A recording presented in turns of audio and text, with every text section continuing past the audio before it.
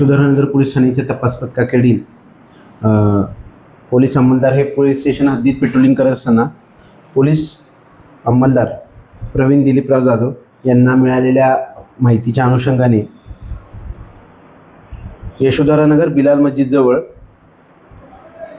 लाडू यांच्या कबाडीच्या दुकानासमोर 3 संशयित इसम मिळून आल्याने त्यांच्यावर छापा कारवाई करून NDPS कायद्याचे पालन करून त्यांच्या ताब्यातून 1130 ग्रॅम प्रतिबंधित गांजा जो आहे तो जप्त करण्यात आलेला आहे। तसेच सदर इस्मांकडून एक रिअलमी कंपनीचा 10,000 रुपयाचा मोबाईल असा एकूण 35,950 रुपयाचा मुद्देमाल जो आहे तो जप्त करण्यात आलेला आहे। यातील आरोपी हे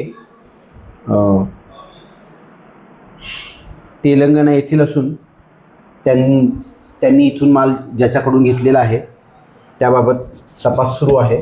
आरोपींना सदर गुन्हे तपासकामी अटक करण्यात आलेला असून माननीय न्यायालयात हजर करून पुढील तपास करत आहेत। सदरची कामगिरी ही यशोधरानगर पोलीस ठाण्याच्या तपास पथकातील पोलीस उपनिरीक्षक सदाशिव कनसे,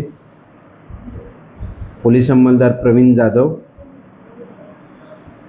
शुक्ला, तसेच राहुल इंगळे, नितेश मिश्रा, प्रदीप कोडापे, अमोल भेंडेकर व राकेश यांच्यासह पथकाने केलेली आहे।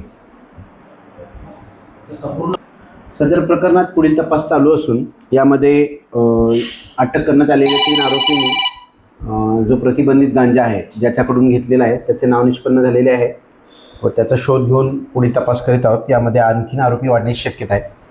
सदरची कामगिरी ही ऑपरेशन थंडर अंतर्गत माननीय पोलीस आयुक्त सरांच्या तसेच माननीय सहपोलीस आयुक्त सर, अप्पर पोलीस आयुक्त दक्षिण प्रादेशिक विभाग, माननीय पोलीस उपायुक्त परिमंडळ 5 मॅडम तसेच सहाय्यक पोलीस आयुक्त कळमना विभाग यांच्या मार्गदर्शनाखाली करण्यात आलेली आहे।